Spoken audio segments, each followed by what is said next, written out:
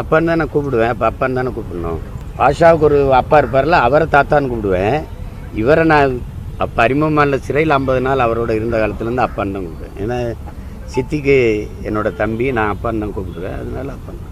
அதில் என்ன சர்ச்சை இருக்குது? அப்பாவை அப்பான்னு கூப்பிடுறது. 85 வயசு அப்பாவுக்கு, அப்பான்னு தான் கூப்பிடுவேன்.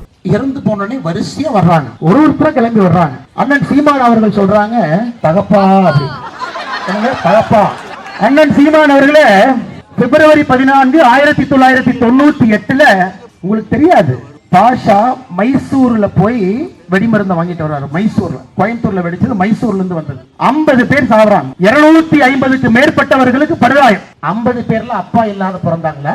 50 பேருக்கு அப்பா இல்ல இல்லைங்களா?